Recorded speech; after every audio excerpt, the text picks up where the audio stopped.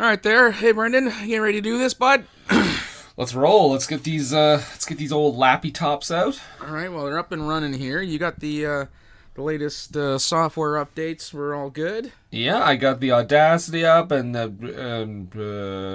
Ow! Ow! Ow! Whoa! Oh, you're coming in real loud for some reason. Ow! what? My volume is not that high. I mean, I could sit back further.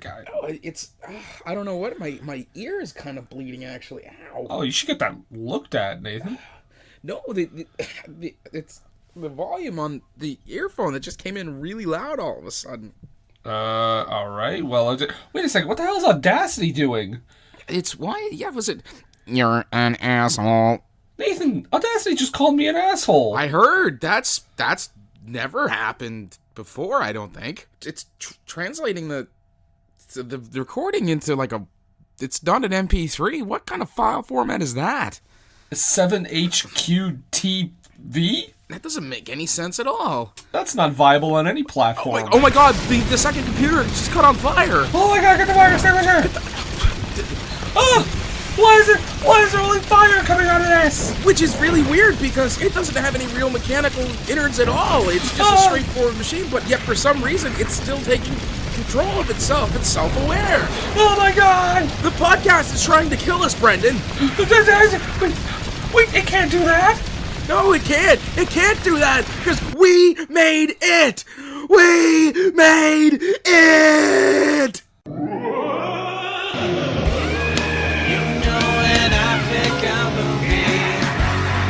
That's when I'm under pressure now. The question always comes back to me. What were they thinking now? Whoa, what were they thinking?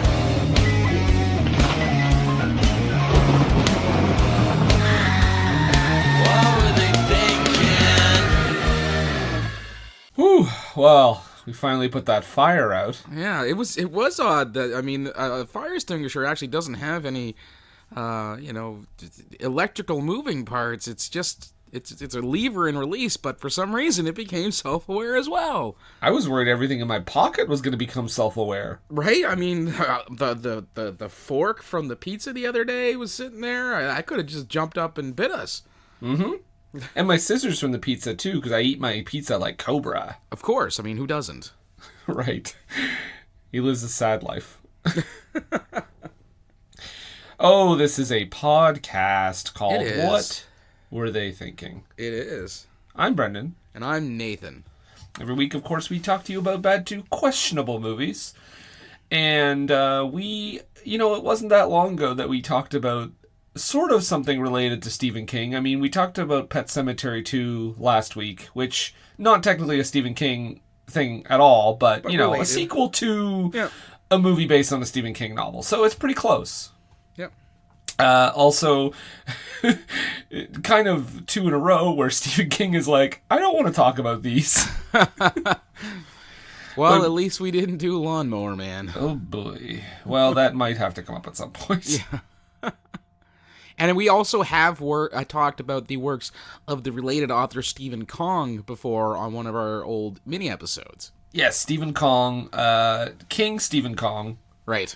Yes, we are talking about, of course, the 1986? That sounds about right. Guys, the research is sound. Solid. I believe we don't have to get to Rotten Tomatoes till the end of the episode, so we we'll don't have it up right then. now. I'm pretty sure it's 1986 because I remember saying, "Oh, I was born that year." Oh, I just told everyone my age. Don't steal my identity. 1986, Maximum Overdrive. Now, Nathan, this is an interesting kind of Stephen King adaptation because not only is this based on a Stephen King short story, but it's directed by Stephen King himself, the only thing he ever directed. Which, I mean, for me, unfortunate. Because if everything he directed was this unhinged, oh my god. You could basically, we're going to go through this obviously, but you could basically, I used to refer to this as like, if cocaine was a movie. Yeah. I've heard that before. Maximum Overdrive. We've got Emilio Estevez returning to the show. Yep. We had last time he was on here was for Judgment Night. That's been a while. Yeah, we have some character actors like Pat Hingle. Yeah. Don't know if I noted anyone else. Oh, Lisa Simpson herself is in this thing. Yardley Smith, that's right. Curtis! Curtis! Oh, and I gotta say, she is annoying in this movie. I could not stand her. And of course, there's a little cameo later, which I'm sure you're quite familiar with this movie. You may know already, but maybe the listeners don't, so I'm going to hold off on it for now. I want to say, conservatively, I've seen this movie 30 times. Okay, I think I've seen it. Okay, so here's the thing. So Maximum Overdrive, first of all, I just want to get this out of the way. Stephen King doesn't remember making any of this movie. Oh. Because he was so fucked on cocaine. The budget for this movie, $9 million. Ooh. Box office, 7.4. Well, got close. It's close. It's definitely more like a later years cult hit. Yeah. But was it? Yeah. So I was gonna say that this thing used to play on TBS all the time. So Yeah. I'm more familiar with the censored version, and I'm also more familiar with just 5-minute sections of it because I never really sat there and watched the whole thing. TBS had commercials every 3.5 minutes. It felt like it. So the first time I actually saw this full thing, I was like, "Oh, this is bloody," and they say "fuck" a lot. I think I was 8 when I saw this. Oh, perfect. Well, it came out... I didn't see it in theaters. My dad's not that deranged. Plus, he's also not a big horror fan. But the video caught his eye at the local convenience store. Yes. And the idea... Well, he liked a lot of the stuff Emilio Estevez was in at that time. And the idea of transport trucks being sentient, I guess, kind of appealed to him, despite the fact that it was a horror movie. So we rented it, and my brother and I, of course, watched it, because, my dad's good like that. And we fell in love with this movie. Every time we could get to the video store or convenience store, depending on where we were at, if they had a copy of this movie, we would undoubtedly rent that and The Neverending Story. Weird combo, but... The Neverending Story is wonderful. Yeah, Gary is a gigantic fan of that movie. I enjoy it as well, but this was always my pick. That was always his pick. And Dad would more often than not try to be at the video store or convenience store with us so we wouldn't rent those movies. So we wouldn't be just spending another weekend watching those two movies. If he had just bought us copies of those movies, we would have been fine. We probably would never ask for video store money again. Is this when VHS tapes were $50 though? Possibly. Because I remember seeing a lot of older ads where buy Neverending Story Part 2 on VHS today, only $39.99. Yes. Which is hilarious now. Especially considering it's $40 then. Yeah. Can you imagine if 1986 money? You imagine if a Blu-ray right now was $75? I remember when I was a kid. Some of them are, depending on what you're getting, but if it's yeah, like a Criterion ones, those ones are usually super expensive. But I remember when I was a kid, right around the same time, if I wanted a gift or a toy or something that cost $20, that was a grading present. Okay, yeah. I had to accomplish something big. So it was either a grading present or a Christmas present. It wasn't something that I could ask for say, I don't know, my birthday or something, or Easter, one of the lesser gift-giving days. It had to be something big, because $20 was a big deal in 1986, apparently. Oh, yeah. Yeah. Yep, so, $9 million also, fairly sizable budget in 1986. Right. If you think $20 is a big deal in 1986, think about 9 million of them. That's $200 today. I don't know about that.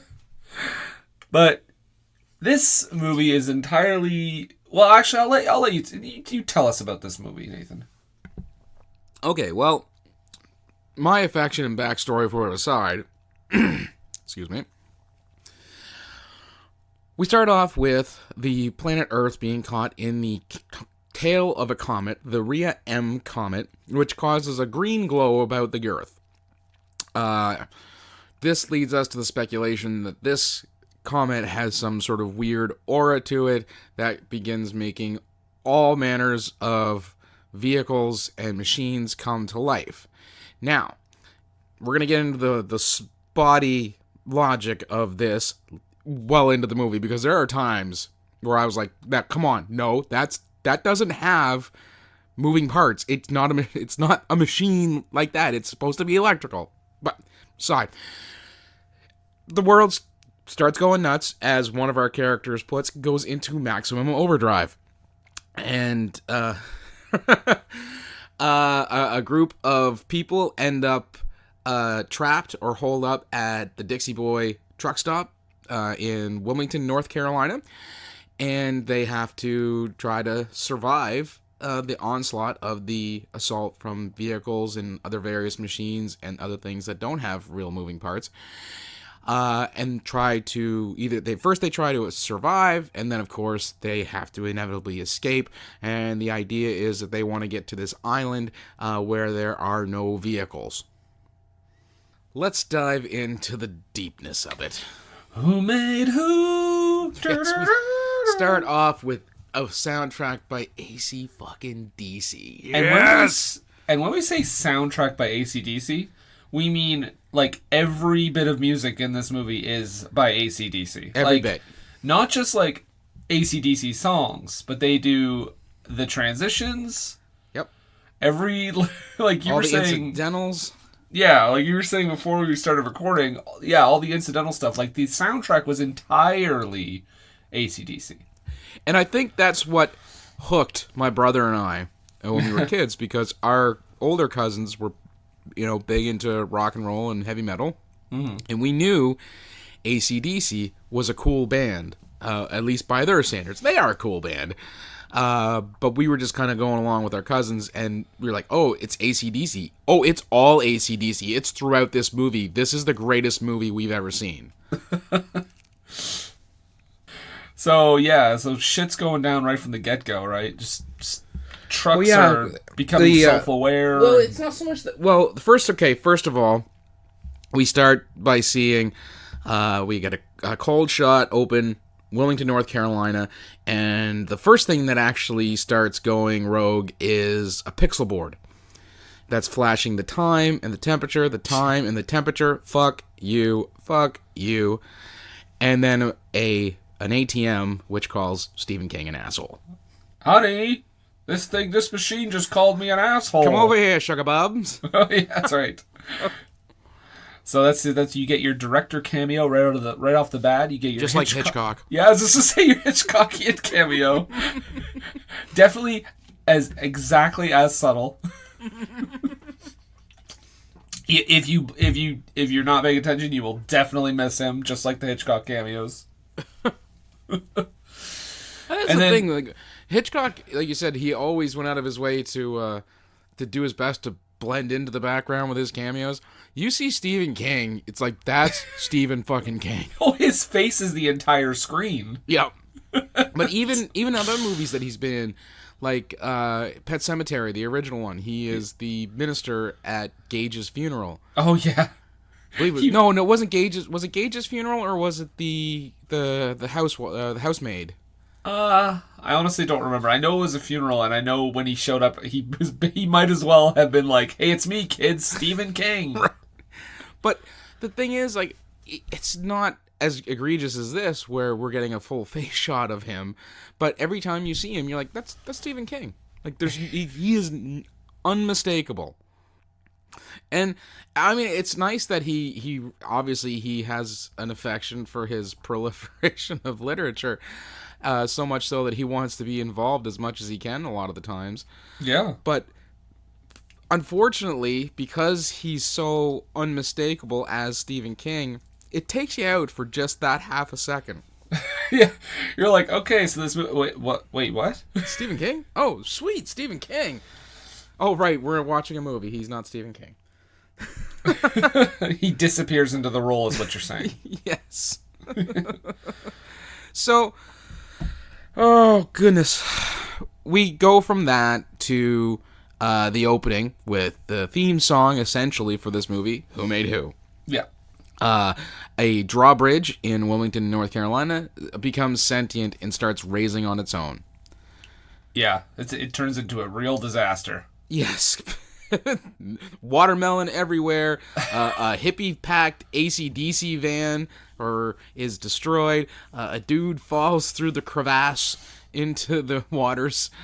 Oh, is that the guy on the bike? Because I laughed for like 10 minutes at that. Yeah, because it's like a Wilhelm scream as he falls in slow motion. Like, I mean, cars are crashing into each other, things are going through their windshield, and the two guys manning the bridge are two of my favorite actors in the entire movie. Especially when he's like, the bridge went up, well, the barrier going down. Which translates into the bridge went up, but the barrier didn't go down. And You some kind of asshole! You stupid asshole! Yeah, the guy's just picking his nose up to the knuckle. Which segues into everyone's southern accents in this movie. Oh, yeah. They are all over the map.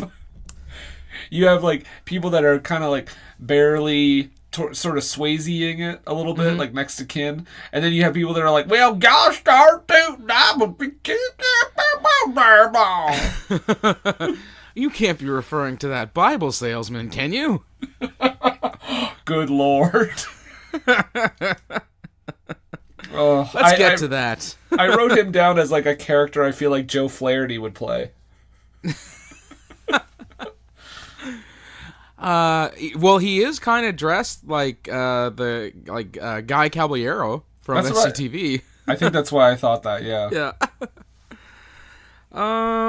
Where can we? Let's just move right on, because the next thing we see is, as you said, the Green Goblin is in this movie, or at least his face is on the truck, and it is a beautiful fucking truck. I gotta say. Oh yeah. I have cousins, and my half brother is he was a long haul trucker, and so I've actually been around these sorts of vehicles my entire life in some way, shape, or form, and I have a deep appreciation for this truck, almost as much as the double sleeper from Over the Top. Yeah, we want to talk about that movie. We'll do that another time. Oh, don't worry, Sly. It'll happen. Well, here's the thing, Nathan. It's going to be tough for some of this because there's not a whole lot of plot. No, I mean, not really. I mean, I gave the plot. Yeah. I mean, we say that's the bare bones. It's because that is it. This is a very bare bones movie. Everything is dressing.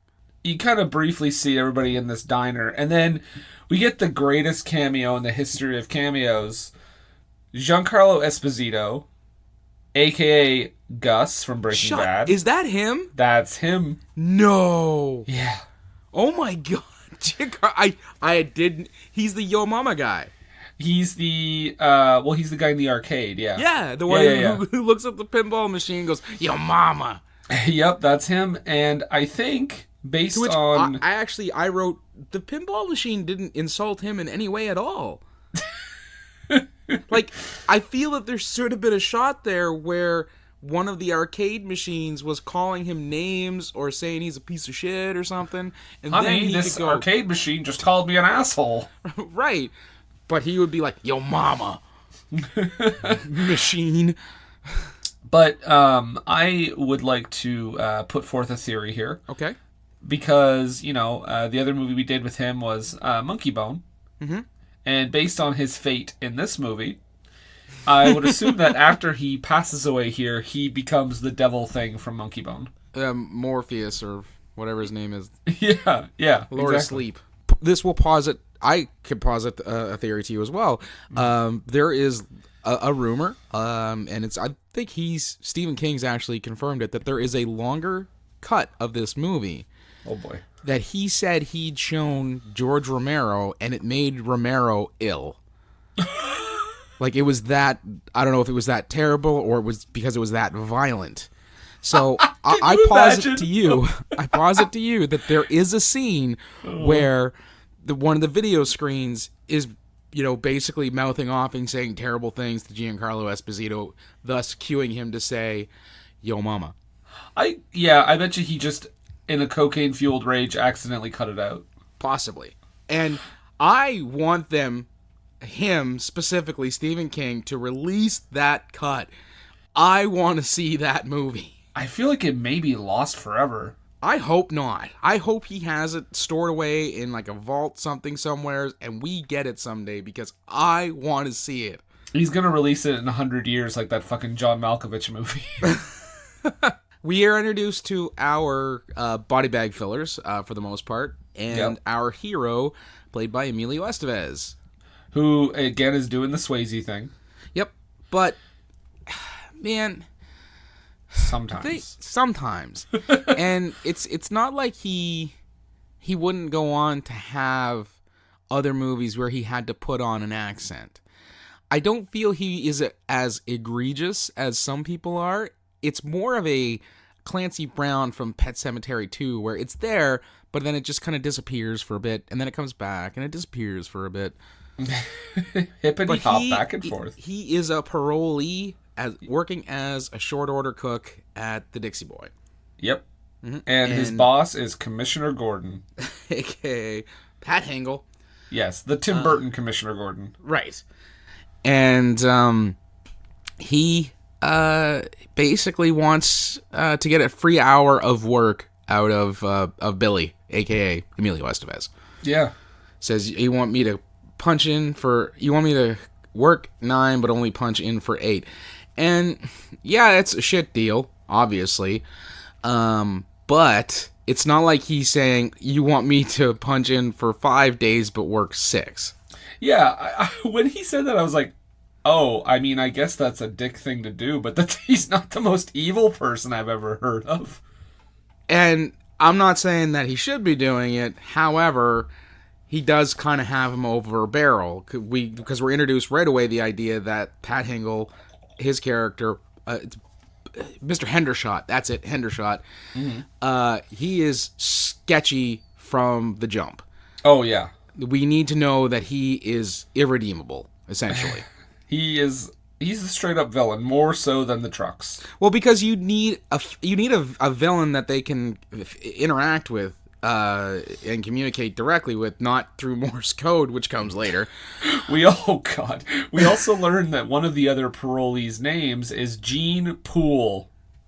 Gene Poole? I did not notice that. When Emilio is looking through the punch-in cards, one of the names is Gene Poole. That's hilarious. Because we see there are several other parolees in the punch card slots because they're designated by a silver star that's up at the corner of their punch card.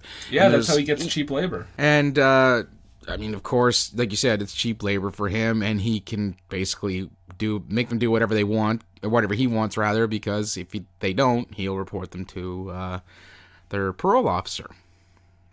Right.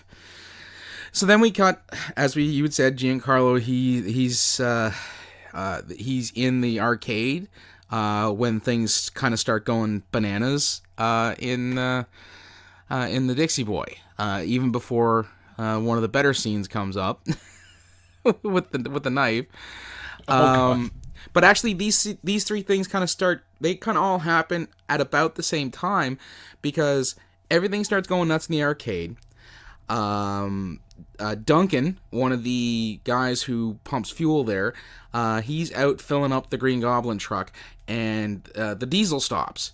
He's like, "What's going on with that?" And he takes the nozzle out of the truck, out of the fuel tank, and starts looking down the barrel to see what's wrong with it. And of course, it spurts to life, and he gets face full of diesel.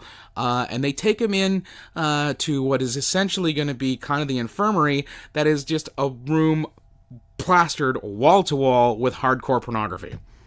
Yeah, all over the place. which I'm guessing you had never seen that scene before because you were only familiar with the TBS version. I think the TBS version, he gets the stuff in his face, they take him away, and then it's a hard cut to commercial. That sounds about right. This movie has a spotty relationship with what constitutes something that can become self-aware. Okay? Now, as a kid, I just thought everything coming to life was great because, I was 8 and this movie was amazing. As I got older, I got to the point, we're just going to have to talk about the elephant in the room. Another podcast, which inspired our podcast, talked about this extensively. Yes. And it confused the hosts on that show as to what constituted a machine. And the whole time I was listening to that episode a few years back, because I listened to that one a lot, it's one of the better episodes from them, they're kind of trying to figure out what constitutes a machine, or what would become self-aware. And that really got me to thinking, anything that had electrical parts should have been something that had the ability to come to life or to be manipulated. If it was connected to an engine or like a CPU or something like that, it would be able to be manipulated through the wires or electricity. My issue is there are several things in this movie that don't have a central engine or CPU or anything like that for some reason come to life and become self-aware. That is the central criticism. For me, yes, it is. Yeah. Because, we're kind of introduced to it in the next scene because we cut away from the Dixie Boy to the kids' baseball game. Yeah, like a little league thing, yeah. Yeah, and so it's all done, and the coach is going to buy sodas for the kids. And the soda machine starts shooting pop cans out at a high rate of speed, almost like that they're like a bullet or a projectile. But that's not how soda machines work. It's a gravity release. It pushes the thing forward, it falls down into the cradle, you reach in and you grab it. There's so many times in this movie where things come to life and then do things that, like, they wouldn't be able to do. Yeah. Like, there's no pop machine that, would be able to shoot a can of Coke out at you. No. But that happens to the coach. He takes one to the nuts and then takes one to the face. Oh, and he is brained. Like, he is killed. Yeah. Like a dent in his skull. And when I was, again, I'm going to be saying this a lot. When I was a kid, when I first saw this movie, my dad, I think, was off-put a bit by the violence and gore in it. Of course, my brother and I loved it. And that's, for the longest time, this was probably the most intense movie we had ever seen. And I think that's one of the reasons why we watched it over and over and over again. And might be one of the reasons why I'm a little desensitized to horror movies now. But yeah, so this the soda start launching at the kids too. Yep. And I'm assuming kills like almost all of them? Well, it at the very least stuns them. Well, one kid is definitely dead. Yes. Because he gets steamrolled. Well, he's trying to get away and wipes out, and a steamroller comes running through the field and just fucking grapes him. Yeah. Like, just right over top of him, crushes him like a Concord grape. And the one kid who is Duncan's son, the guy who got the oil in his eyes earlier, yes, is able to get on his bike and basically get away. Now, based on this movie's internal logic, I was hoping, like, the most ridiculous... Like, I wanted his, like, bike to come to life and, like, his baseball cap. Given some of the things that come to life, or the way they work, it would have been, that could have been plausible. His bike could have come to life. Like, no, it can't. It has to be driven by manual power, and anything that is manipulated manually should not have the ability to be sentient. And that is going to be a big plot point for me later, so I'm just going to save that and we're going to move on here. He's escaping and seeing the carnage. Yeah, the sprinklers, the dog that's been killed by a toy truck? Police car. I guess. Radio control police car. I guess it went into the dog's mouth or something? I'm not sure. Yeah. Yeah. Very strange. Well, actually, I kind of thought of it as like it's that stereotype where dogs like to chase cars, right?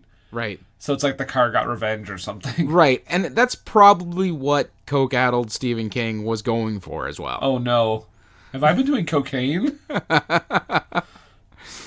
Oh, but I think this cuts over to #MeToo Joe Flaherty. Yes, the Bible salesman.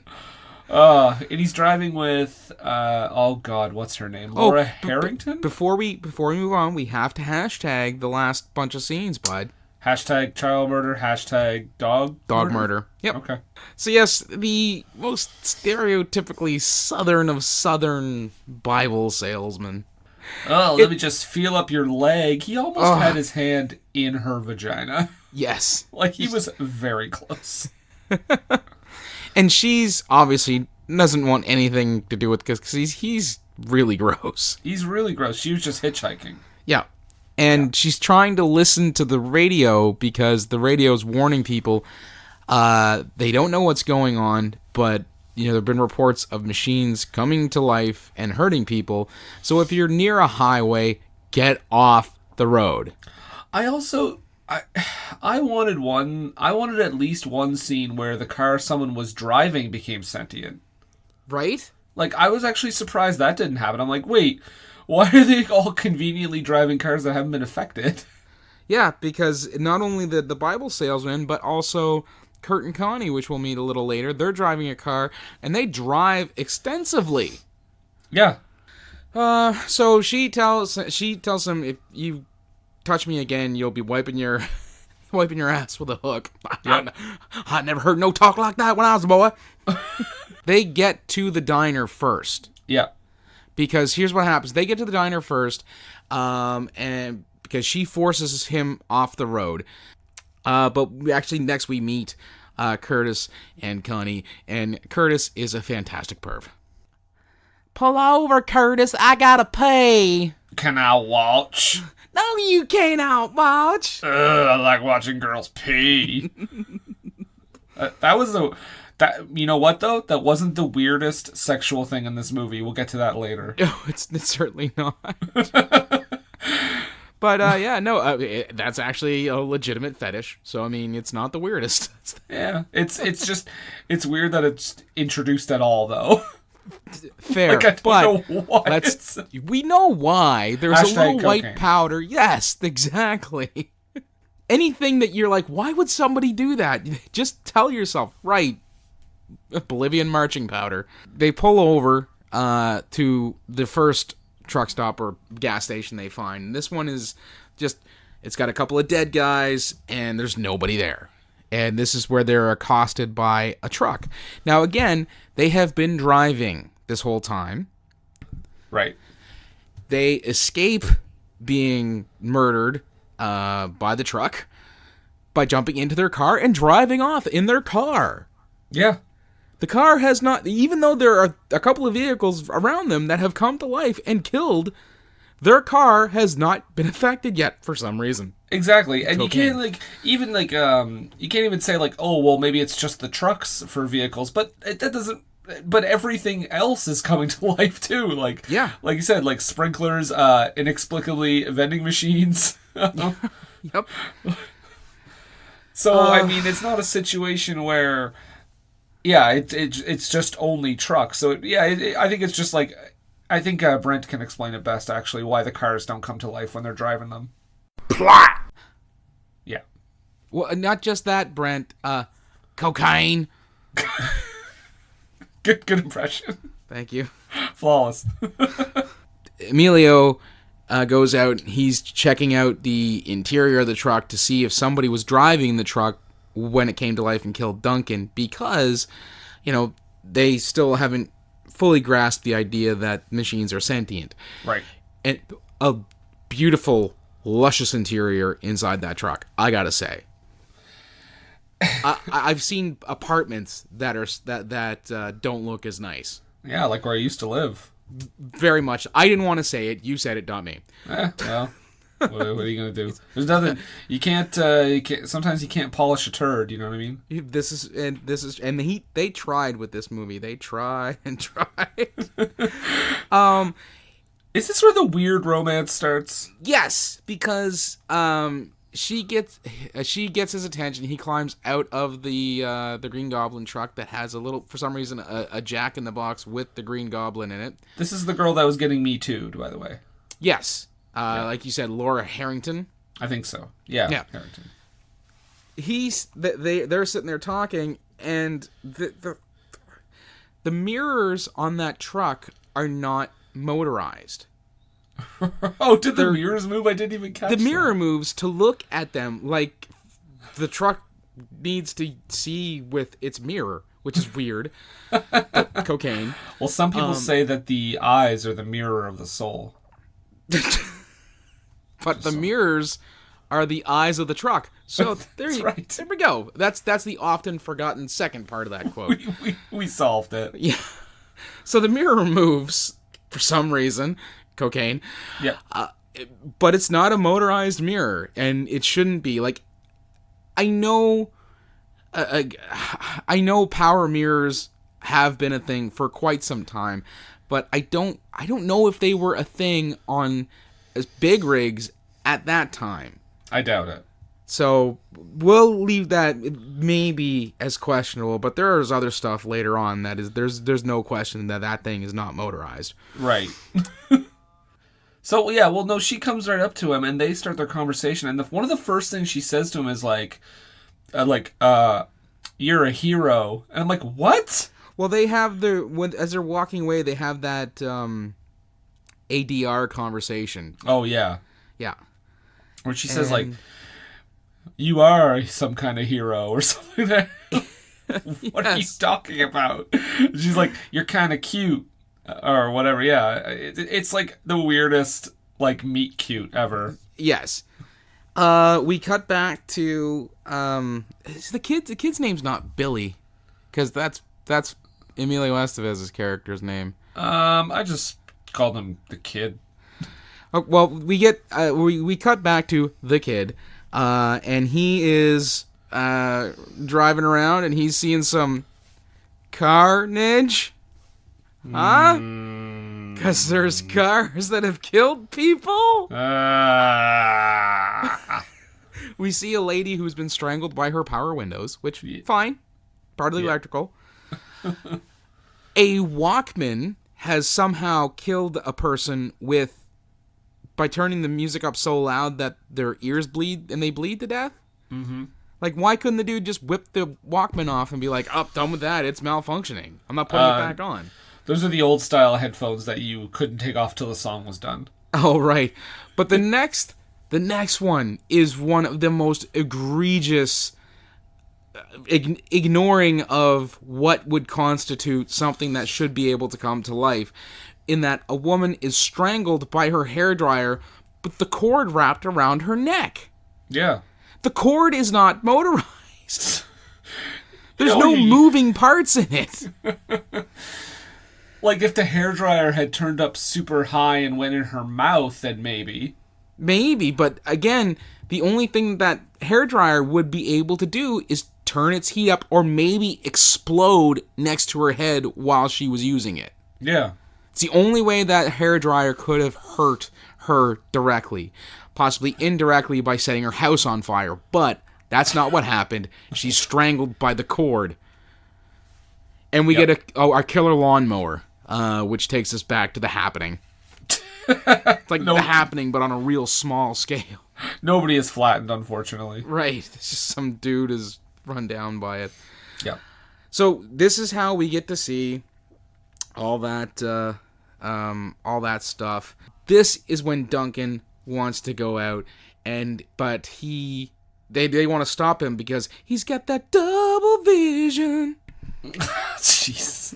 And Duncan is dead because he is struck by a truck, which then strikes the car salesman's vehicle. And that's where he runs out yelling, "Cocksucker, you motherfucker." Like, he's a Bible salesman and cursing like a longshoreman, which is to be expected because, like you said, he Me Too'd her in the car. So we know he sells Bibles, doesn't necessarily live by them. And I think we know, too, that Stephen King is not super fond of religion. True. So I think that's his thing right there. He's like, I want to make this Bible salesman as skeevy as possible. Yes. So, because Duncan is dead, they move him downstairs with Giancarlo Esposito. I just assume that they're going to be stacking bodies in the basement like cordwood. Yeah. You can make a new wallpaper. Right. The Bible salesman, he is also struck, but they don't take him downstairs because he is like thrown to the other side of the driveway and into a ditch. Yeah. Because that's going to come up later. Bic is a proud sponsor of this movie because we see it on the only other truck with personality, I guess. Because it's the only other truck that I like. Okay, I know that truck and I know the other truck. All the other ones are just extras. I'm surprised Bic was like, wait, what are you using her name for? Well, it's just going to be on the side of the truck. Bic isn't killing anybody, although, giving my grasp of logic for this movie, apparently pens could have come to life and killed people too. Oh, that would have been amazing. They should have just went all out. Just made it everything. Oh my god, my outfit's coming off. I'm naked. And the trucks, they start circling. Now the eyes are fully open. Vehicles and machines are now self-aware, and they've started circling the truck stop so the people can't escape. Now we find Curtis and Connie surviving the apocalypse, driving around in their car. They get to the Dixie Boy, figuring that, they'll be safe-ish there because there'll be people at a truck stop. But they get there, and the trucks are circling. And Connie is like, "Yeah, we'll be fine when we get there." "Ha ha, yeah, right, Curtis, you're an idiot." Or words to that effect. Yep. But Curtis, having none of it, is going for it. He sees a gap, and he's going to take his shot. Again, in his motorized vehicle. Mm-hmm. That has not become sentient. Right. So he goes for it. They get clipped, but they survive. We find out Mr. Hendershot has a rocket launcher because cocaine. Nathan, you know how, like, when you own a convenience store, you always have to equip a rocket launcher? And several other bits of ammunition and ordnance. You never know. Yeah, you never do. Also, just going to throw this out there. Maybe not the best thing to have in your basement when you employ mostly parolees. Right? He blows up a toilet paper truck. And Emilio Estevez, I believe, at some point says, "Get out of the way, you crappy asshole." Okay, let's also address that. The weird swearing in this movie. Because there are times when they have no qualms with going straight forward. F-bombs, shit, goddamn, things like that. But then there's earlier, Pat Hingle says, "I don't give a ladybug." Yeah. Like, why? Why? Is that supposed to be folksy and endearing to us? Well, yeah, obviously Pat Hingle's character is very endearing. Yeah. They call the Laura Harrington's character the road twitch. Oh, yeah. He's a piece of shit. Yeah. But he also finds out, I think this is when Emilio finds out about this armory because of, like, the rocket launcher and shit. Yes, because he goes... Oh, my God. Before he goes to full-on investigation, because he wants to know about this, we do get a brief scene where the hitchhiker, Laura Harrington, the road twitch, Brett, I think is her name. Yeah. She gets to say the title. Oh, yeah, she does. She was hitchhiking to Florida. At least I was, until the world went into maximum overdrive. Bam, bam, bam.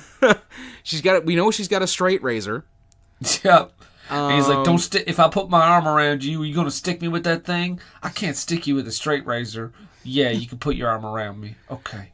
But we know that because she cut Connie out of the car with the of her seatbelt with it. Again, Right. the car. It's dead, so we're just gonna leave it. Their car is killed by its own people, I guess. I have had it up to here with this vehicle-on-vehicle violence. It's got to stop. Nathan, I don't appreciate using this podcast as your personal soapbox, but I'll try to rein it in. Listen, I am a co-host. It's my listen. podcast, too. Listen, I agree with you, but we need to not alienate our listener base. Fair. Some people okay. like machine-on-machine violence, and I know it's a... I know. All right, Nathan, I know. I'll dial it back. I'll dial it back. It's okay. All right. Okay, it's fine. Okay. Yeah, it's fine. Yeah. Okay. Okay. So, let's go back to the scene with Billy and Brett, which it's not a Brokeback Mountain thing. Brett, remember, is the hitchhiker. Yes. She goes from being streetwise and tough to I'm so scared. Oh, yeah, well, because, the movie's got to have a damsel, even though we have arguably 3 other ones. And her emotions turn on a dime. Oh, her character is wild. Yeah. Again, we get another weird swearing substitute with Holy Crow. But then, yes, this is where Billy, he's going full-on investigatory mode, and he goes to talk to Bubba while Bubba is taking a poop. And, this is the strangest thing. Because, this movie's obviously, there are intentional comedy bits. Yes. There's also a lot of it is supposed to be, scary, I guess, or tense at least. And turn out to be unintentionally comedy. Yeah. Why are there fart noises throughout this scene? I guess I'm only thinking that in his blow-addled brain, at the time, Stephen King said that nobody ever makes noises in the bathrooms in movies. I mean, you go to the bathroom, you make some body noises because, that's what you do. So I don't know if this is his homage to Cronenberg so we could have some body horror. Because Bubba has got some stuff going on with his insides. He's just... Yeah, he's got fucking the Donald Duck shits. Yeah, and Can he's you imagine? I couldn't. Although, Well, no, I mean, I was gonna say, can you imagine if, in The Godfather, the scene where Al Pacino goes in the bathroom to get the gun, there's just some dude in the stall being like...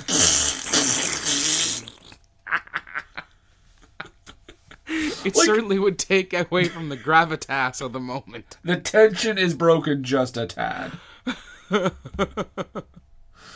It's like Windy Winston. Yeah. Fart to break the tension. Oh, you reminded me that movie exists. So Billy is he's pressing Bubba for answers while he's in the stall taking a poop, reading a porno, High Society, which is advertising $60 pornography on the back. Well, because that's what you want to do. When you're taking a shit, the best thing to do is to get a boner. Man, I'm going to tell you, my dad's a mechanic, so I've, again, growing up around people who had service stations, worked as mechanics, it was a very male-dominated field at the time, and still kind of is. In the bathroom, there was always invariably girly magazines. Mm. All the time. Because people didn't have smartphones. So that's how I guess you got your porno fixes when you went to take a poop. I just don't understand. Well, I understand the magazines. Yeah. But you know what porno? the last thing on my mind while I'm taking a shit is sex. Well, some people is not. Look at Curtis. Oh boy. He wants to watch his newlywed wife take a pee. Yeah, can I watch? Right. I don't know why I made it sound like Sling Blade. Well, I mean, if you raise it up a bit, I mean, that's essentially the same accent that he's putting on. I like to watch Lisa Simpson take a shit. Mm-hmm. There you go. Fuck.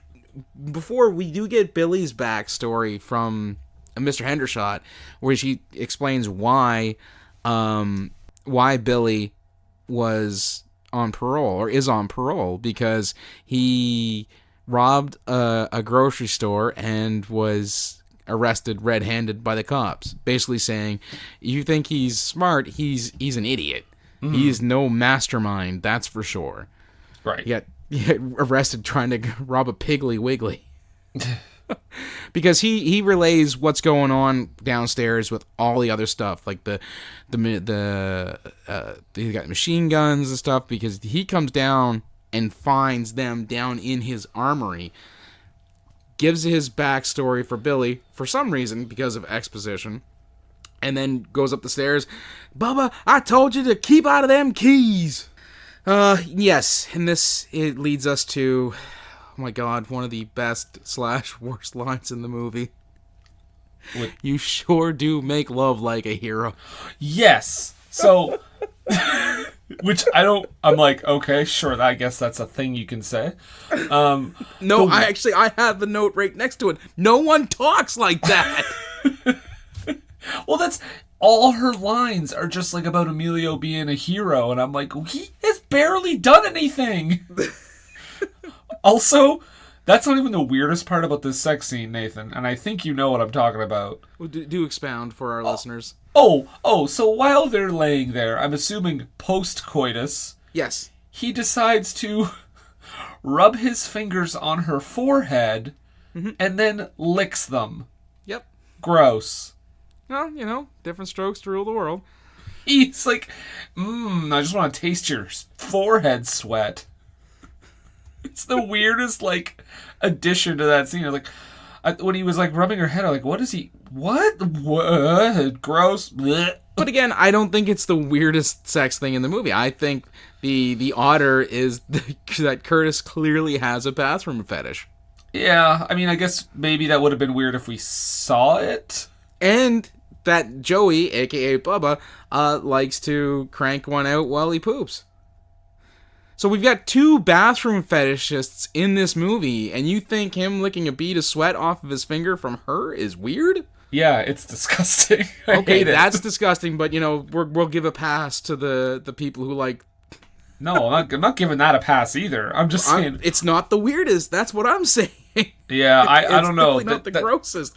It's the grossest we witness. I'll give you that. Yeah, okay, well, I think that's what I mean, because, like, you don't actually see him beating it. You don't actually see... Lisa Simpson taking a pee, yeah. Shit. Oh. But yeah, inexplicably, they just, like, hook up or whatever. It's strange. And then you get the greatest part of the entire movie. Yes. And I'm just going to put the clip in here. Let's just... one of the waitresses starts losing her mind. And she informs them that we are the ones that in fact made you. Right. The whole goddamn world's going tits up. They can't. We made them. Now look, honey, you're gone and hurt yourself. Now come on, sweet thing. Don't you sweet thing me. Now why don't you, baby, just... They can't. We made them. You can! We made you! We're just some loyalty, you puky thing! We made you! We made you! Oh, we made you! We made you! They can't! We made them! We made them! It's one of the best parts of the movie. Great line delivery. Yeah. It's to me, when I saw that, I was like, I wonder if that's a case where, like, she was testing Stephen King to be like, I'm going to go as full-on nuts as I possibly can, because throughout the rest of the movie, she's not, like, this waitress, who we didn't really talk about a lot, but she's not, like, really a major character, but I don't find, like, her performance, I mean, it's not a great performance, but she's not going, like, over the top, really, as much as she does here. She's very subdued at the first of the movie, where she's taking orders, and she's cooking the eggs, even when she gets cut and everything. She's very subdued. She just becomes unhinged here. I really think that she's, like, Stephen doesn't know what he's doing. I'm going to see if he stops me from being this over the top. And I'm just going to give it my absolute all. And she does. Yeah, and Stephen King was like, stop her. Cut, print it. She's right. Are you sure? Because I think I went a little much there. He's like, no, it's real. Let's moving on. Ed Wood. I mean, this is where we start hearing the salesman across the street because he's in the ditch dying slowly. I guess, and Emilio at this point says it's like that old joke, you can't get there from here. Yeah, I don't know what that is. I don't know that joke. I'm not aware of that joke. I've heard people say that before in a I don't know, in a weird folksy kind of, maybe that it's not so much an old joke as it is an old punchline. Right. So at the same time, so it ends up being Emilio and Lisa Simpson's newlywed husband. Yes. That go over there. Because she's like, don't make me a widow on my wedding day, Curtis. Yep. But at the same time, the kid is making his way to the diner, and he sees like the circle of trucks. And the kid is the first one that runs into Bible salesman Joe Flaherty. Yes. And he's like grabbing on his ankle and shit. And he says, take me with you, or by Jesus, I'll kill you. Yeah, you're in no position for threats, sir. Again, Bible salesman, though. Yeah, no qualms with murdering a child. Did you find it odd that the sewer that they climbed through was wood-lined? Didn't notice that. Yeah, the walls had, like, there was wood on them. I was like, why would you want something that absorbs water to line the sewer? I did note here that I want a, even if it's just like an indie game, a stealth game with them doing, like, the sewer stuff. Like, them trying to creep around the trucks and not get caught. I want that video game. I want Maximum Overdrive the game. I would love that. I'm not gonna lie. That'd be fantastic. If it was made totally tongue-in-cheek, that'd be hilarious. Yeah. And they're climbing through the sewer, just getting, like, feces and urine all over them. There are it rats. goes in his mouth at some point. Yeah. And he's like, ha ha ha, how'd that taste? Blech. But yeah, they're going through, and they get to the kid, and they end up not saving Joe Flaherty because I think he just finally dies. Well, he dies. Either he just straight up expires, or he's crushed by the dump truck that tries to kill them when they get to the kid. Right. Because when they're there, a dump truck it comes across the road and crashes down into the ravine, and breaks off the end of the sewer pipe that they were at. And then they bring the kid back and inform him. Actually, Pat Hingle informs them after he's apparently just fucked the waitress, I think. Because he comes out... Well, I got the idea of that because when they bring the kid in, you see him come in and kind of put his, like, suspenders up or whatever. And at the same time, the waitress is, like, right behind him and she's, like, doing up her apron. I did not notice that. And I was like... Guess I'll have to watch it again. I was like, gross. And he's quite rude about telling the kid that his father's dead. Oh, you don't think he did it in a good way? Unceremonially he got blasted by one of them big boys out there. Tough break, kid. Yep.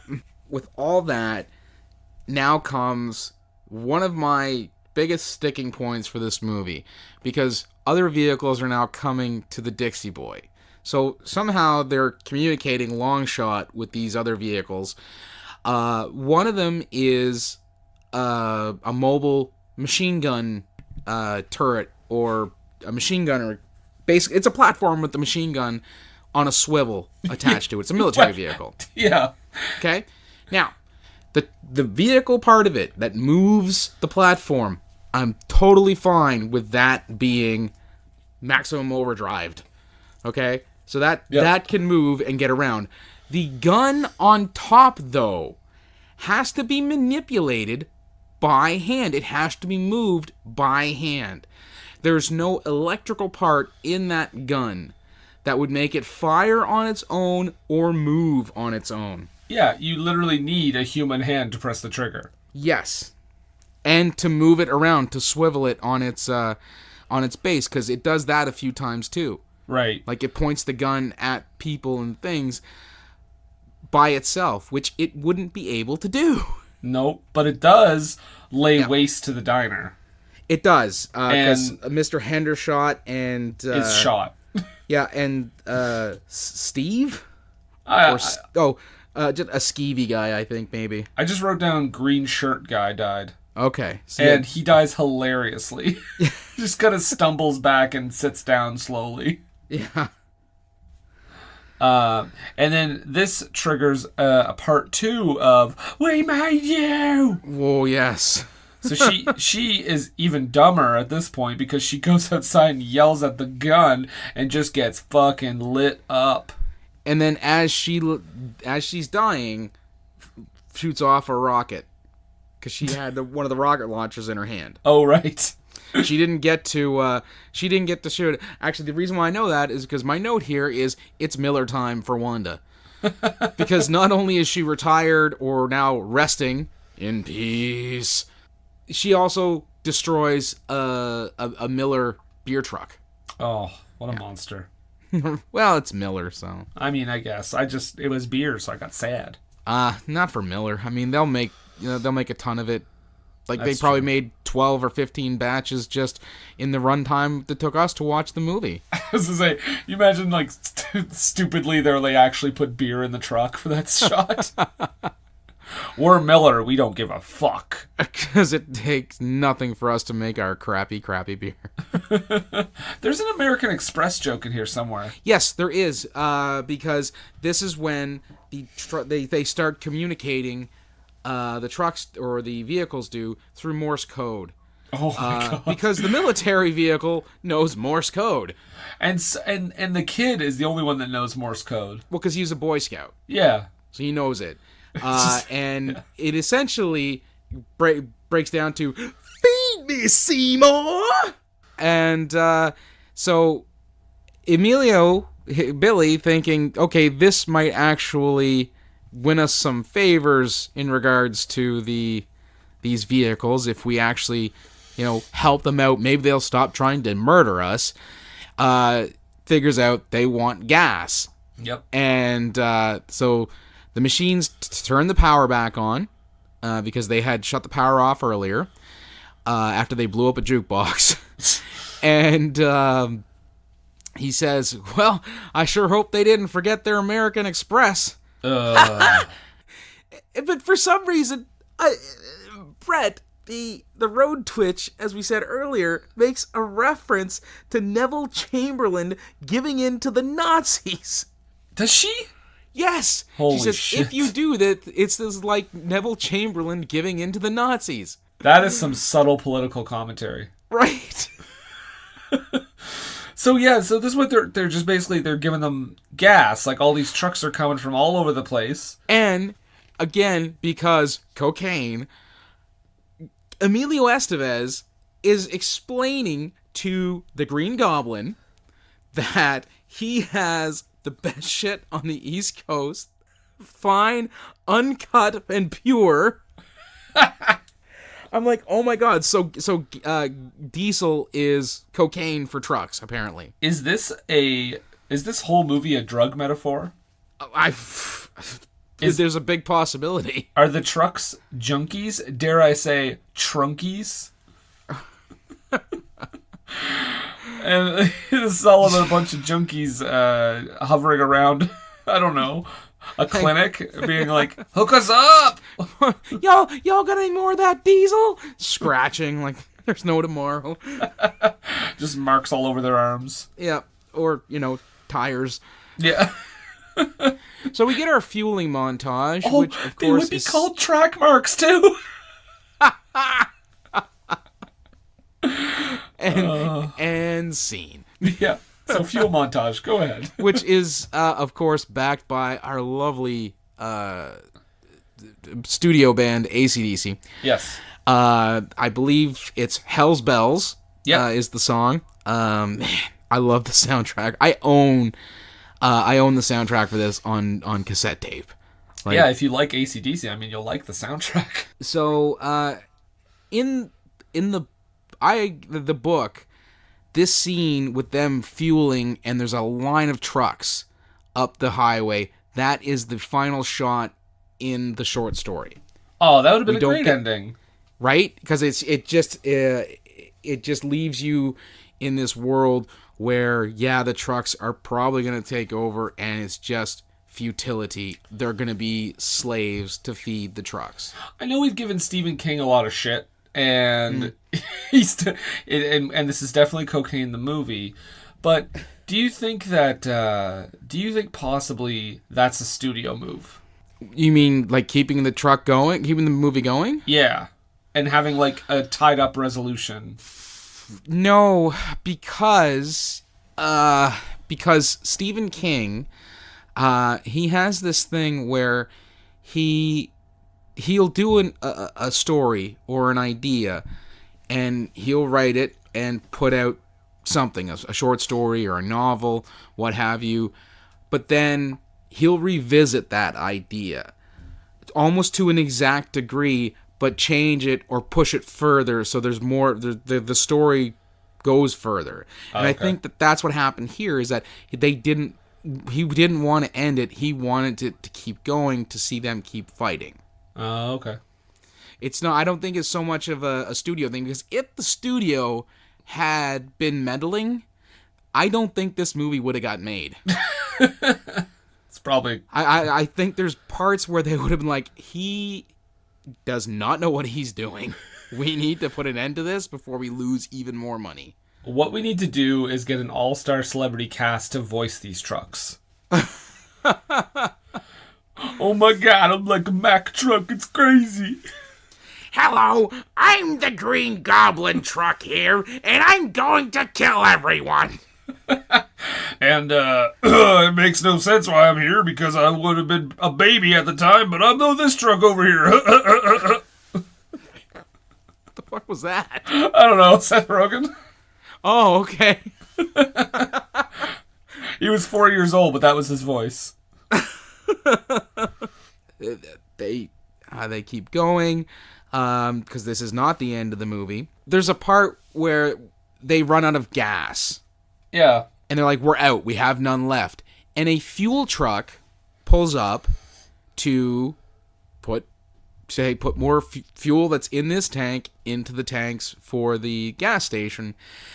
One of the release valves on the truck starts spinning itself so they can put the fuel into the fuel tanks.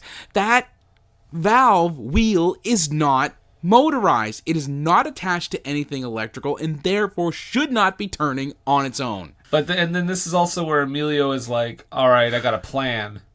Oh, but he's also got his theory. Because we had earlier that Brett, the road twitch, the hitchhiker, she has her theory that everything has become sentient because of just the aura that the comet is putting off. Right. Now, Bill's theory here is that it's not just happenstance, the aura that's causing this. He thinks that there are aliens behind it, because I'm not saying it's aliens, but aliens. He thinks that, okay, if aliens are looking for a new place to live, they find a livable habitat, but it's full of, pollution and a dirty atmosphere and stuff like that. What I'm getting at is that this here is like the fucking Greenpeace moment, a climate change moment that Stephen King was way ahead of the curve on. He's like, I think he felt bad, because I think with all the trucks in this movie may have caused global warming. Yeah.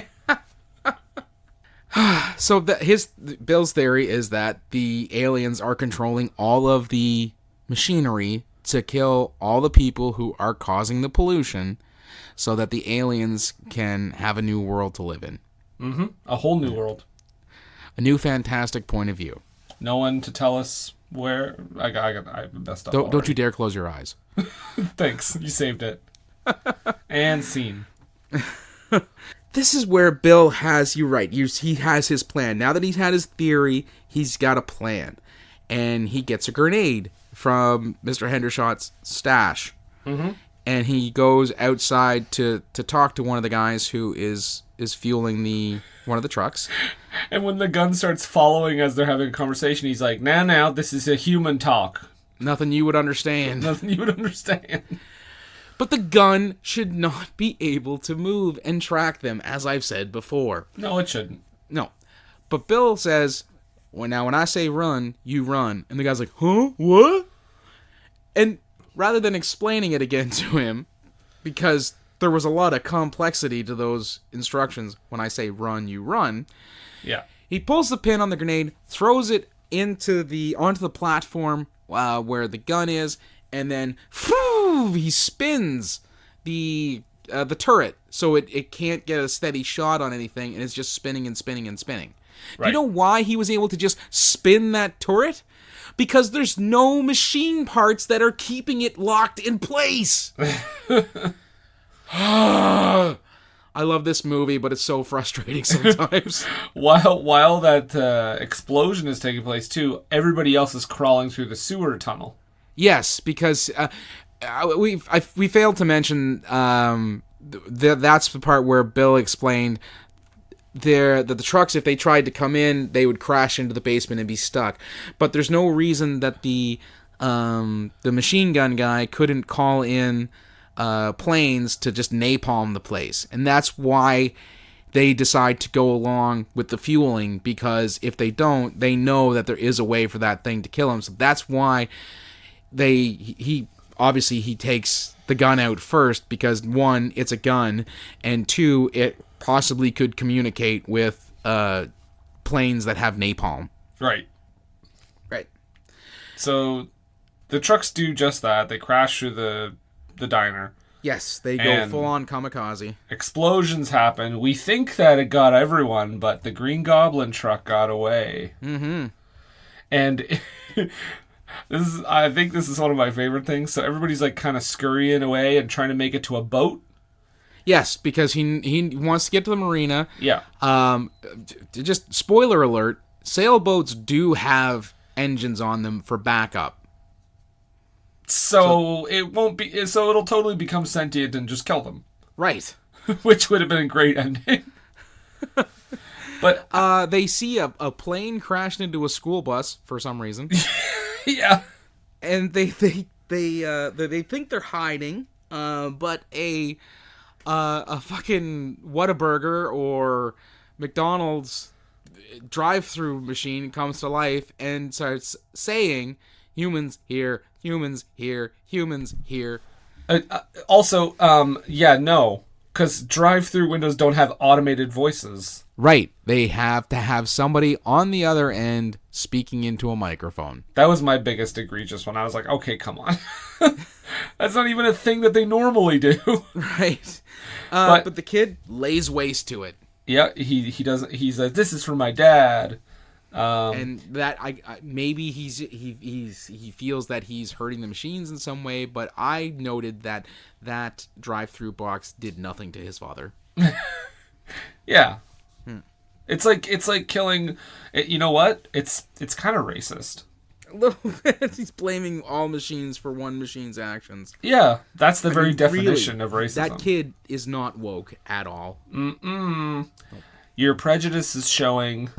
And this is, I guess, one of the points where we actually get the Road Twitch actually actively trying to help, or helping, because she saves Curtis. And to which I noted, Curtis and the Twitch, only on Fox. Ooh, it'll have to be in prime time. Right, and of course, they would be able to get Yeardley Smith to be Curtis's wife, because she's already on Fox, because she's Lisa Simpson. It'd be great. I want them to make a Maximum Overdrive reference on The Simpsons if they haven't already. Oh, that'd be delightful. I feel like they probably have, though. Probably one of the Tree Houses of Horror has probably done the sentient machines thing. I can almost guarantee it. I'm just hoping Lisa was like, why does all this seem so familiar?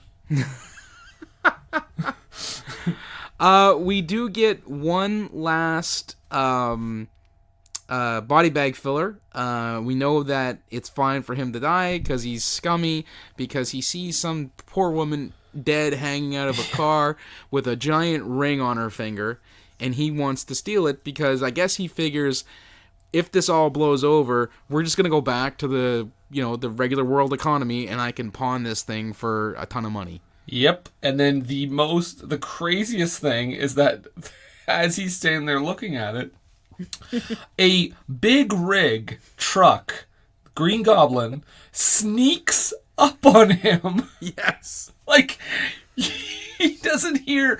I'm sorry. I hear a truck... Like, listen, I am recording in a tiny room right now. The window is closed. I can hear a truck from, like, a ways down the road. Right. If it's 20 feet behind me, I'm gonna hear it. Right. But yeah, and it smokes him and kills him. Yes. But then I think Emilio just, like, shoots another rocket launcher at him or something. Yes, because he's adios, motherfucker. Yeah. And Nathan, they get in the boat, and what in the world is that title card?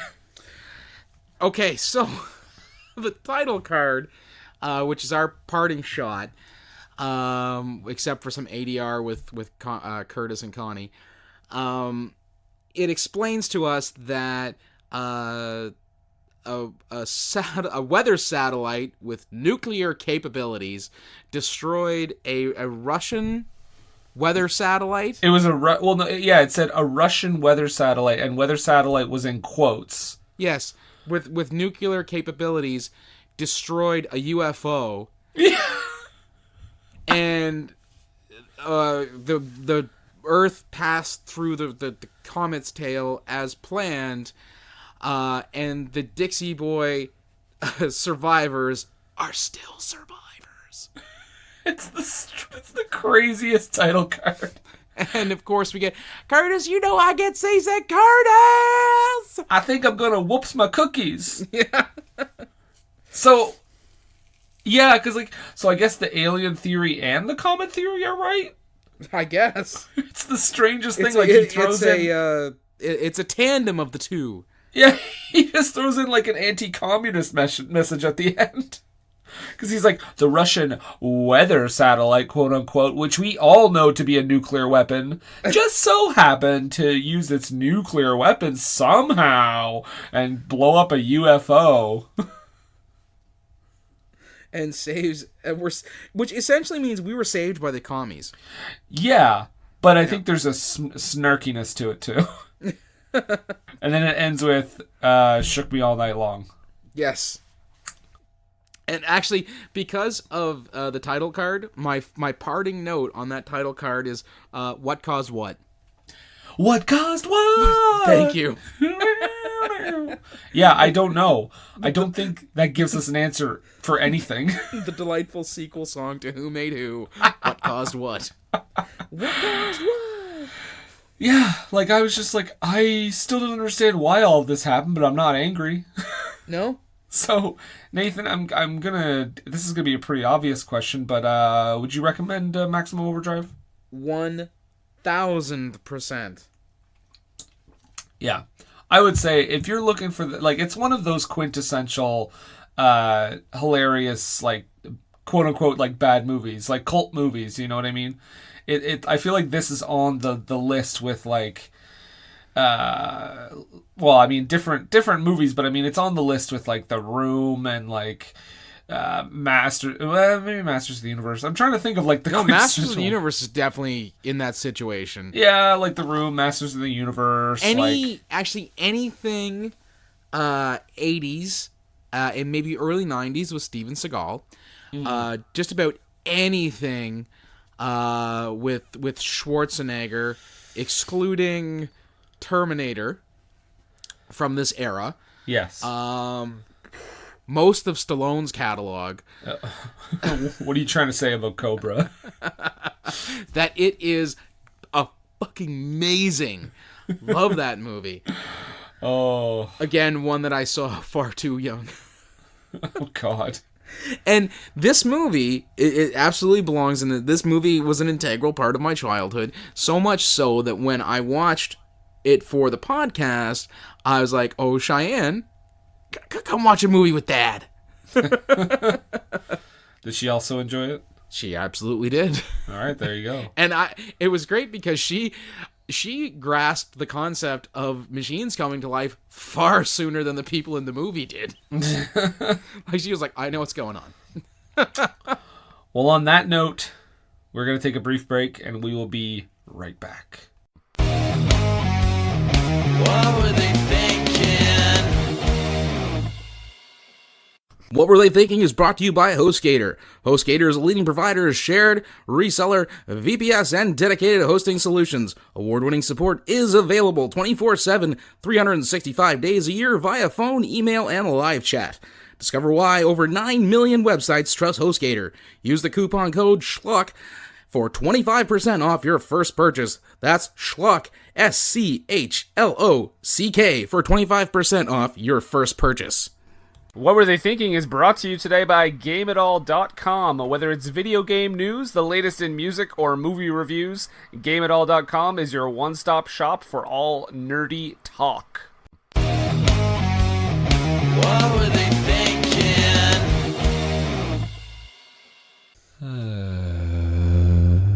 Nathan? Yes, Brendan? We're back from the break, and we're here on NPR Radio. Yes, we are. About to do the low haiku. Yes, the low haiku. 17 beautiful syllables used to describe a nigh flawless movie. Yes. All right, so I'll read mine first this time. Yes, please. Be my guest. I'm sorry for the energy level might go up a little bit. I apologize in advance. Well, you know what? You've given your trigger warning, so we've done our part. Yes, exactly. I just hope we can retain our sponsors. Yes. Beep beep beep. Honk honk honk. Emilio. Thank you. I feel that was very apt, and it was very considerate of you to do it in the language of the antagonists of the film, to show that while they are portrayed as antagonists, we do not see machines as antagonists, proving thus again that we are the wokest part of this podcast. Woke as. Careful. NPR. There we go. Still a little spicy. But I think that's woke okay. is all get out. Right, there we go. Excellent way to bring it back. And keep it appropriate. Nathan, your haiku? Yes. This was pure brilliance. Even the director, wrong. Where is the Oscar?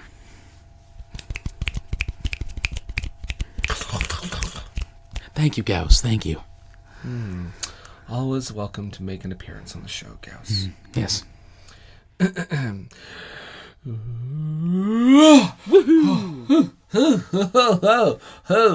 You know what I got to say about those haikus, Nathan? What's that? We made you!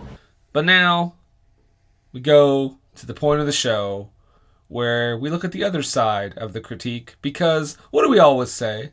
Well, we always say... Don't take a word for it.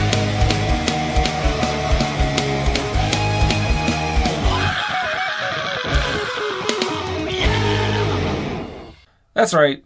Don't take our word for it. Let's take a look at Rotten Tomatoes, see what people have to say. Before we even do that, I have to make note that the harshest review of this movie is from its own director. Because Stephen King, while he directed this movie, he wrote it, he does not look favorably upon it. In fact, he has described it as the perfect moron movie. It's actually a pretty funny description. That's why in the low haiku, I noted that even the director is wrong about his opinion on this movie, because this movie is fantastic, in my opinion. I love that he hates it. He's the first negative critic. Well, speaking of that, Nathan, since you mentioned that, well, first of all, we should say the critics 17%. That's terribly low. And audience is 50. So right in the middle. Terribly, terribly low. So the first review is from Austin Kennedy of Sin Magazine. He says, Stephen King has admitted himself that he was coked out of his mind during the making of this. Well, duh. Well, Steve Crum from videoreviewmaster.com, I'm guessing he is the video review master, maybe? I don't know. I'm hoping. He gave this a review back in 2009 and wrote, Truck stop attacked by mechanical objects, including trucks gone awry, based on Stephen King's story. That's quite a review. He gave it a fresh rating. So. I got the opinion just from that. 3 out of 5. This is from Shannon J. Harvey of the Australian Sunday Times. A suitably schlocky Stephen King story. Crikey! Shrimp on the barbie. Didgeridoos. Stephen King on the barbie. Ken Hankey from the Mountain Express out of Asheville, North Carolina. Oh. So, I mean, in the same state that the movie is taking place. Uh-oh. He writes, this is why other people usually direct King's writing. 2 out of 5. Fair. Last one I have here is from professional wrestler Brian McKay of the efilmcritic.com. That's literally just for us. And maybe some of our localized listeners. Yep. Most of the characters are so annoying that you want them to die. A recipe for a railroad spike lobotomy migraine. Wow. That was the one that went the hardest. That is hurtful. Alex Sandel from Juicy Cerebellum writes, maximum crap. It sort of revived AC/DC, if that matters. 0 out of 5. Alex, you can go fornicate yourself with a hot wrought iron poker. In the spirit of the movie, Nathan, even though we are rated E for explicit, you used other swear words. Very good. I wanted to be classy. Like I've put a lot of thought into what he should do it and how he should do it, and I feel that using the proper English to say that he should fornicate himself with a hot wrought iron poker it's an element that it adds to the insult, that rather than just saying, you know what, go stick a hot iron poker up your ass. Yeah, classy, just like this movie. Right.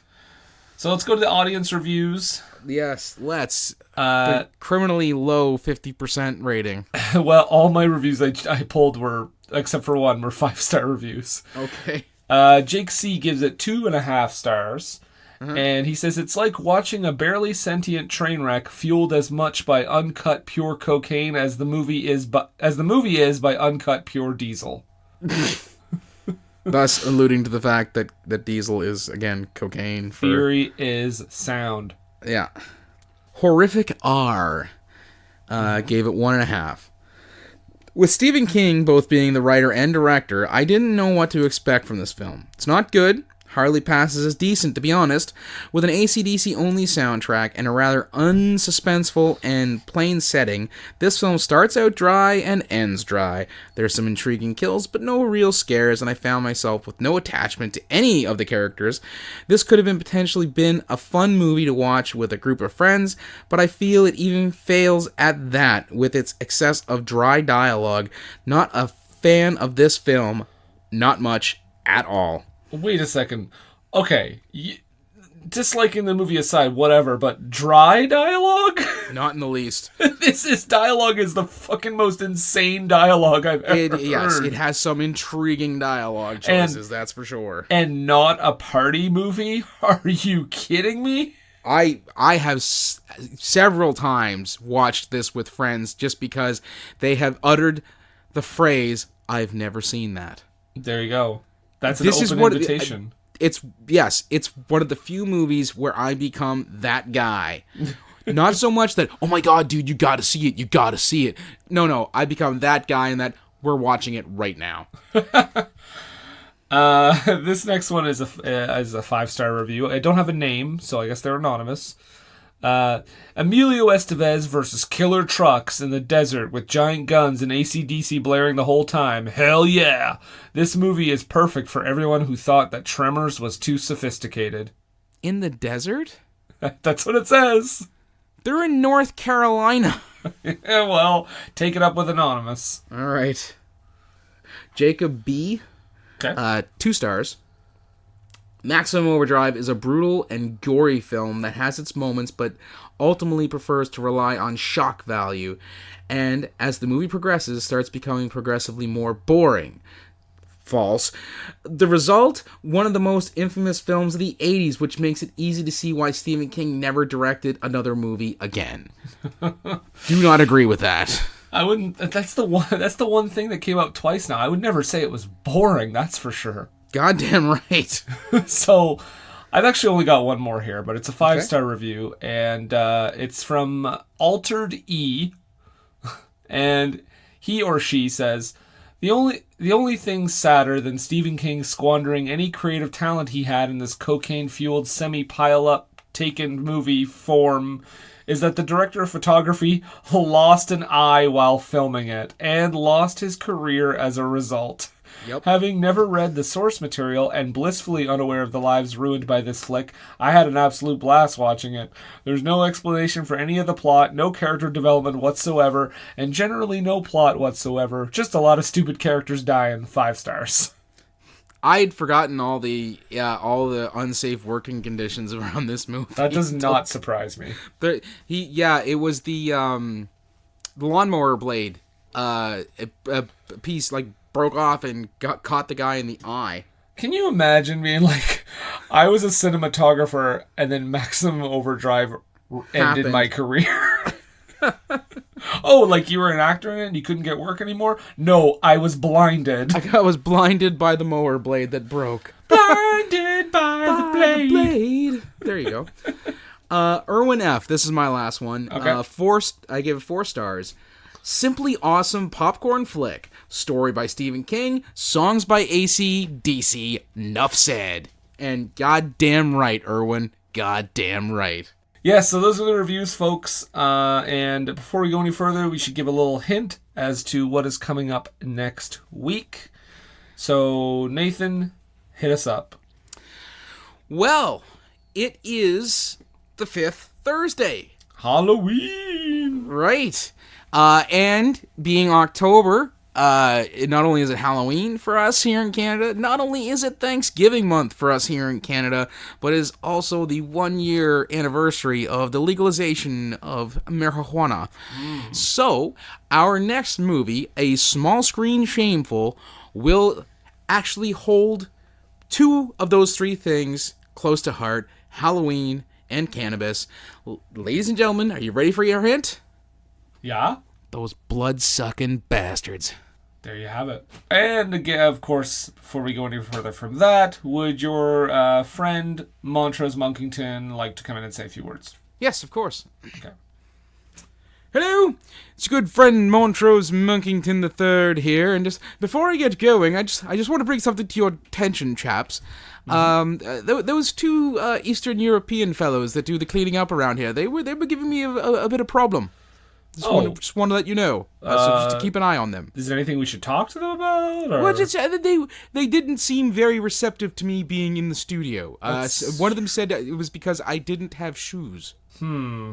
All right, well, I'll look into it for you. I'm sure nothing will come of it. I'm sure it'll be fine. I'm sure. Yeah. So anyways, I'm cutting off the rail. I am Montrose Monkington III, Esquire, from Bananashire upon Hempton, in the great country of England. Please do check out my YouTube channel, Montrose Monkington TV. You can also be a friend with me on Facebook. Montrose Monkington III, Esquire, and Friends is the name of my group. Please feel free to go over there and like and become one of my friends. And you can also follow me on the Twitter, at Montrose III. That's the number 3, D.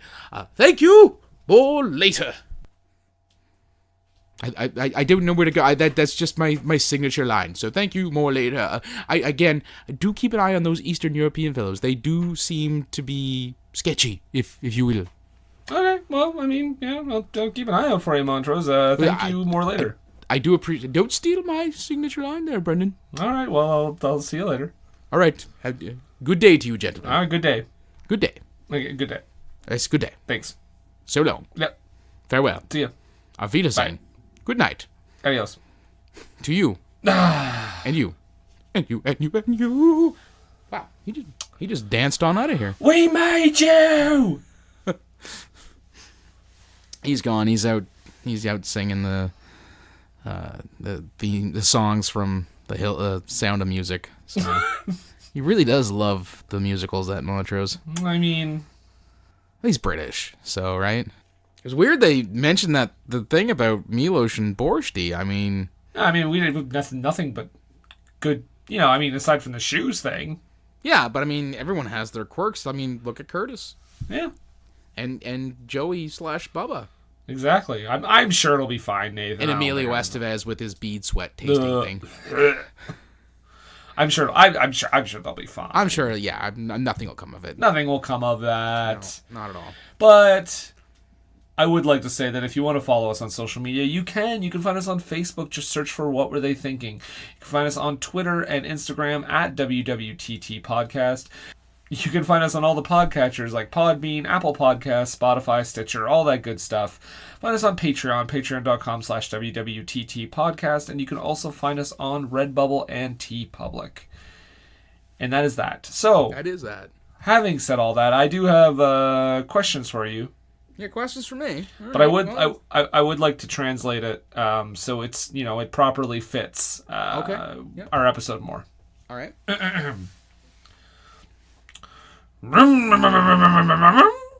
Right. Without a doubt.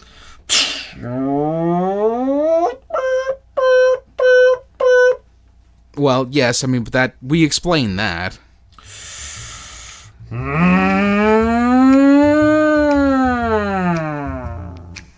I'm not entirely sure what they were thinking. Trailers for sale or rent, rooms to let 50 cents.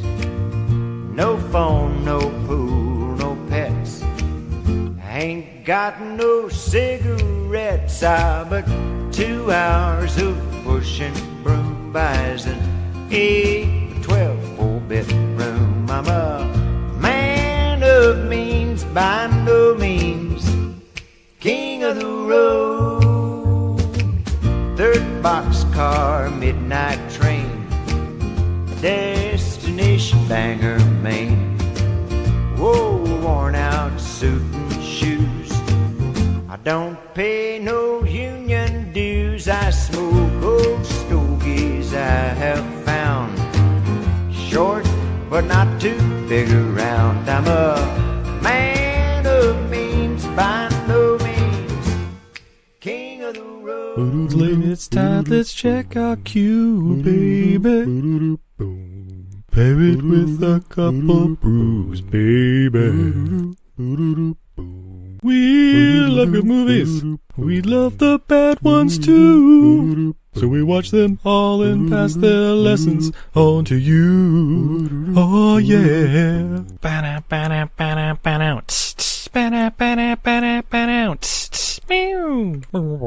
Everything I learned from movies helps to make life a little bit groovy. With a one-liner plot holes and gratuitous movies. It's time to get busy with your friend Steve and Izzy at eilfm.podbean.com.